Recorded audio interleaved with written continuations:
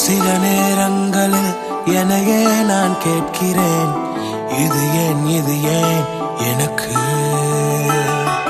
பல நேரங்களில் சோர்ந்து நான் போகிறேன், இது ஏன் வாழ்க்கையில் கசப்பு. எதற்கும் உதவா என்னை எடுத்து அழைத்து பயன்படுத்தும் நல்ல தேவனே, கஷ்டங்கள் நடுவே